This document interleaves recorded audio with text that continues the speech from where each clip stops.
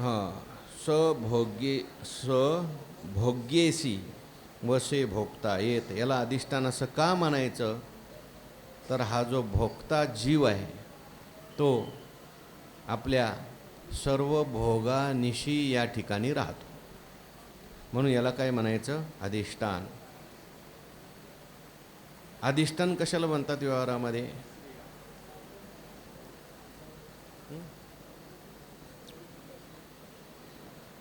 जे सगळ्यांना आधार असतं त्याला आपण साधारणपणे अधिष्ठान म्हणतो. पारमार्थिकदृष्ट्या तात्विकदृष्ट्या अधिष्ठान वेगळं आहे, ब्रह्म आहे.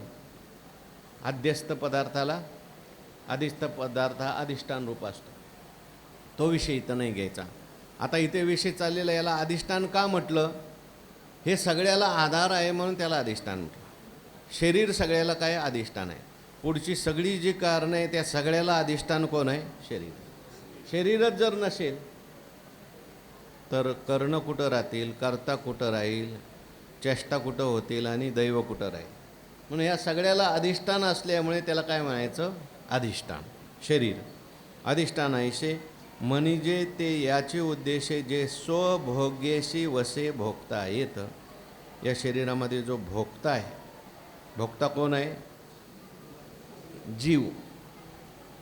तो सुखदुःख त्या ठिकाणी भोगणार आहे. यालाच कर्तासुद्धा म्हटलेलं आहे. करता येणे नामे बोलीजे जीव. करता आहे तोच त्या ठिकाणी काय होतो? भोगता होतो. पण हा भोगता राहतो कुठे? याला राहण्याकरता घर कोणतं आहे? तर ते काय आहे? शरीर आहे. शरीर नसेल तर हा भोगता करता दुसरीकडे राहणार कुठे?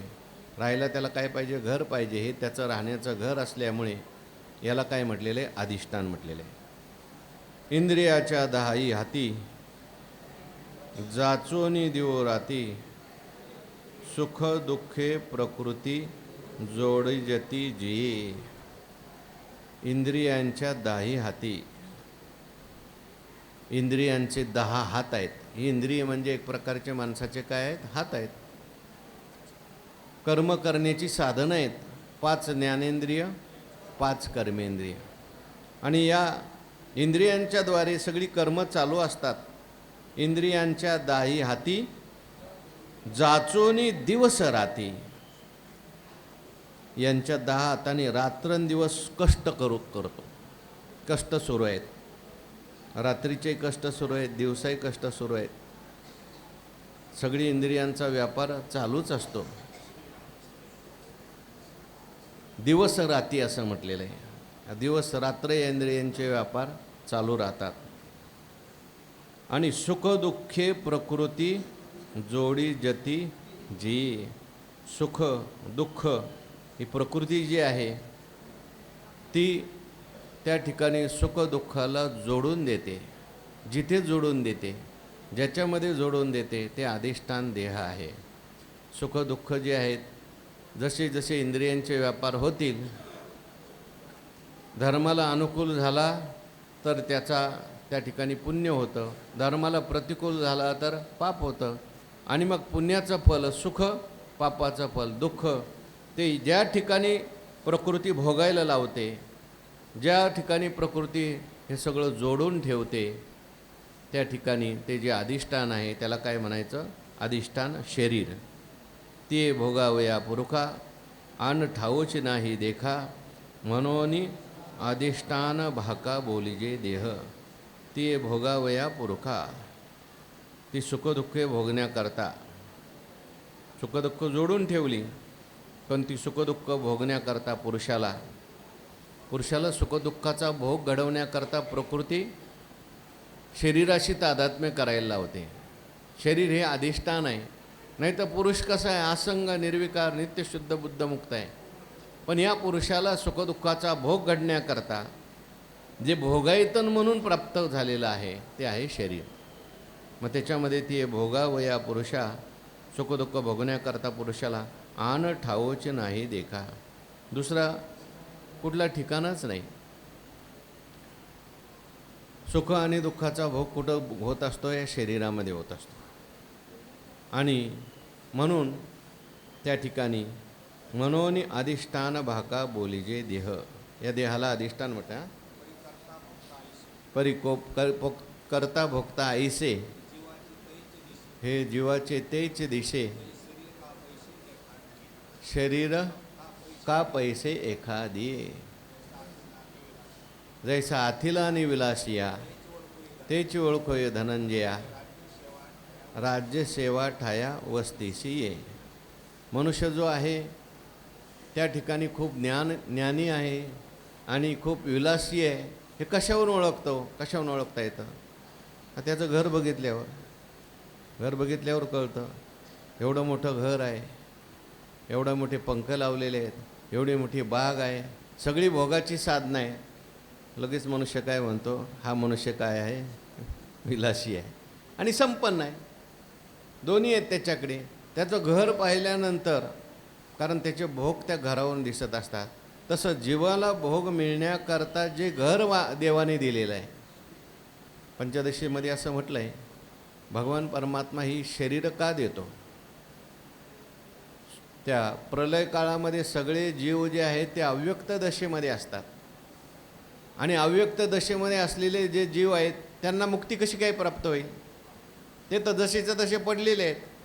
मग त्यांना त्या ठिकाणी असलेल्या कर्माचा भोग मिळावा, भोग घेतल्यानंतर पुढे मोक्ष प्राप्त व्हावा म्हणून भगवान परमात्मा ही सृष्टी निर्माण करतात आणि सृष्टीमध्ये मग पंचमहाभूताचं शरीरही निर्माण करतात आणि ज्याचं जसं कर्म असेल त्याच्यानुसार त्याला काय देतात? शरीर देतात. केले कर्म झाले त्याची भोगा आले, उपजले मेले ऐशे के. जसं कर्म असेल जो भोग, नाही तर भोगच नाही झाला, कर्म तसंच साचून राहिलं, ते जीव मुक्त होतील कसे? म्हणून भगवान परमात्मा हे ब्रह्मांड निर्माण करतो, सृष्टी निर्माण करतो. त्याच्यामध्ये मागे एक हेतू आहे देवाचा. ज्यांना ज्यांना त्यांच्या त्यांच्या कर्माचा भोग व्हावा, त्यांनी पुरुषार्थ करावा आणि त्यांना पुढे काय व्हावी? मुक्ती प्राप्त व्हावी. म्हणून त्याच्याकरता सगळ्यांच्याकरता शरीर आहे महत्त्वाचं आहे. ती भोगावया पुरुषा आन ठाऊच नाही देका, म्हणून अधिष्ठान भाषा बोलीजे देह. कसं आहे हे देह? हे वाचा. 24 आहे तत्वाचे, कुटुंब घर वस्तीचे, तोटे बंद मोक्षाचे, गुंताडे येथ. हे घर म्हणजे काही सामान्य नाही, मोठं घर आहे. एका माणसाचं आहे का? हे कुटुंब मोठं आहे त्याचं. घरामध्ये किती माणसं आहेत, किती याने समुदाय बनलेला आहे घराचा. हे 24 आहे तत्वाचे. याच्यामध्ये किती तत्व आहेत? 24 तत्व आहेत. कुटुंब घर वस्तीचे, आणि हे सगळं कुटुंब आहे. 24 तत्व जे आहेत ही सगळी एकमेकाला पूरक होऊन गोण्या गोविंदाने काम करतात आणि हे घर चालवतात. कुटुंब घर वस्तीचे, तुटे बंद मोक्षाचे, गुंताडे येत. आणि हे शरीर चांगलं आहे बरं का. शरीराच्या संबंधाने वाईट आहे असंही सांगितलं आहे आणि चांगलं आहे असंही सांगितलं आहे. शरीर दुःखाचे कोठार हे सांगितलं, त्याच्यामध्ये आसक्ती होऊ नये म्हणून. लगेच म्हणतात शरीर उत्तम चांगले, शरीर सुखाचे गोसुले, शरीरे साध्य होय केले, शरीरे साधिले परब्रह्म. तुटे बंद मोक्षाचे, गुंताडे तीतच शरीर माध्यमम खलु धर्म साधन म्हटले. शरीर सुद्धा माध्यम आहे. म्हणून तुकाराम महाराजांनी देवाला प्रार्थना केली, काय?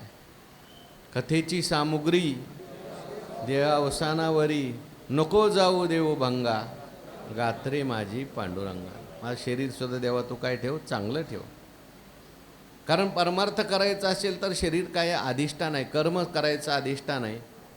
म्हणून ह्या शरीरामध्ये 24 तत्व आहेत. कोणती कोणती 24 तत्व आहेत? प्रकृती, महत्त्व, अहंकार, पंचतन्मात्रा, पंचभूत, पंच ज्ञानेंद्रिय, पंच कर्मेंद्रिय आणि मन. ही काय झाली? किती झाली? 24 झाली. 5 ज्ञानेंद्रिय, 5 कर्मेंद्रिय, पंचतन्मात्रा, पंचमहाभूत, किती झाली? हां, प्रकृती, महत्त्व, अहंकार आणि मन, अशी 24 पंचतत्व आहेत. यांनी हे बनलेलं काय आहे? शरीर आहे. 24 तत्वाचे कुटुंब घर वस्तीचे. आता हे सगळं जरी असलं तरी हे सगळं काय आहे? अनात्मा आहे बरं का. पंचमहाभूतसुद्धा काय आत्मा आहे का अनात्मा आहेत? अनात्मा आहेत. याचा विचार कशाकरता करायचा? हे आत्मा नाही याच्याकरता विचार करायचा. आत्मा काय कळलं पाहिजे. आपण आत्म्याला अनात्मा समजतो आणि अनात्म्याला आत्मा समजतो, म्हणून सगळा घोटाळा होतो. म्हणून शरीर बनलंय कसं, कर्म घडतंय कसं, आणि हे कर्म आत्म्यामध्ये कसं नाही, परमात्म्यामध्ये कसं नाही, याचा विचार करायचा आहे. 24 तत्वाचे कुटुंब घर वस्ती. ही सगळी 24च्या 24 तत्व काय आहेत? अनात्मा आहेत. आणि म्हणून 24 तत्व वेगळा असं कुठंतरी आलंय ना. 24 मूर्तीचे उद्धरण असं ज्ञानोबाराय म्हणतात. परमात्म्याचं वर्णन करताना 24 मूर्तीचे उद्धरण 24पेक्षा वेगळा आहे. 6 चौवा गळा, 18 निराळा, गाऊ वाजो एक चाळा रे, आंधळेशी डोळे, पांगळेशी पाय, तुका म्हणे वृद्ध होती तरणे रे, नाचत जाऊ त्याच्या गावा रे खेड्या. 6 चौ वेगळा, 18 निराळा, त्याच्यात 6 4 साईचोक नाही, 6 4 10 आणि पुन्हा 18 घ्या, किती झाले? 10 आणि 18 28 झाले. कधी 24 घेतात, कधी 28 घेतात. पण ह्याच्यापासून परमात्मा कसा आहे? वेगळा. 36 तत्वाचा मूळ हरी म्हटले. 36 घेतले कधी कधी. पंचविषय घ्या, त्याच्यामध्ये आले 36, आणखीन 10 जोडा. म्हणून परमात्मा मात्र याच्याहून काय आहे? वेगळा आहे, सांगायचं आहे. तुटे बंध मोक्षाचे गुंताडी येतं. बंध आणि मोक्ष याचा काय झालेला आहे? गुंताडं झालेलं आहे. बंधाला गुंताडं म्हटलंय ठीक आहे, पण मोक्षाला काय म्हटलंय? गुंताडा म्हटलेलं आहे. बंध म्हणजे गुंता, हा कर्माचा गुंता झालेला आहे, गाठ तयार झालेली आहे. आणि ह्या गाठी काही लवकर सुटत नाही, उलट आणखीन गाठी वाढत वाढत जातात.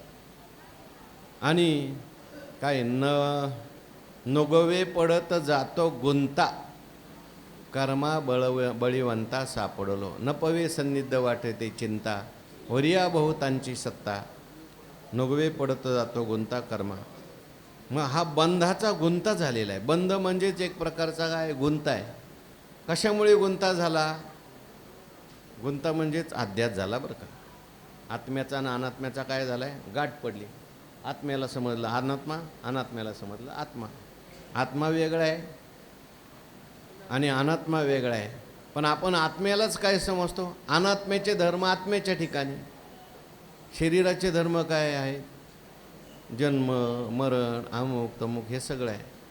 ते शरीराचे धर्म सगळे आत्म्याच्या ठिकाणी. मी जन्मलो, मी मरणार आहे, मी सुखी, मी दुःखी.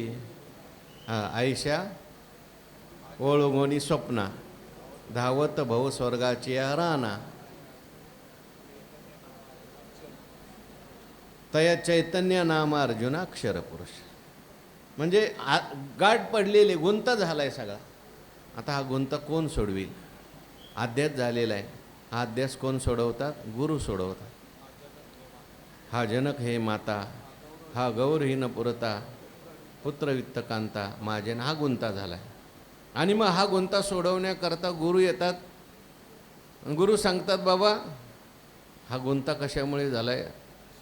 तू सगळी भेसळ करून टाकली, खरं खोटं याची काय केली? भेसळ केली. जी तू नाही त्याला तू समजतो, तू वेगळा आहेस. मग न त्वम न देहो नेंद्रियानी न मनो न धी विनाशित्वात विकारित्वात दृश्यत्वाच घटो येतात. तू याच्यापेक्षा काय आहेस? वेगळा आहेस. तुका होनी निराळा, क्षरा अक्षरा वेगळा, पाहे निगम कळा बोले विठ्ठल प्रसाद. ते गुंता, बंधाचा गुंता आहे. हा कुठं सुटतो? पण शरीरातच सुटतो. शरीरच नसेल, कारण विचारसुद्धा कुठं करायचा आहे? शरीरातच करायचा आहे.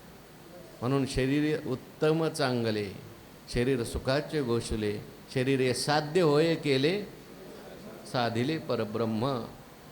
आता बंधाचा गुंताडा ठीक आहे, पण इथं बंध आणि मोक्षही घेतलाय. बंध मोक्षाचे गुंताडी आहेत. मोक्षाचा सुद्धा काय आहे? गुंताडाच आहे.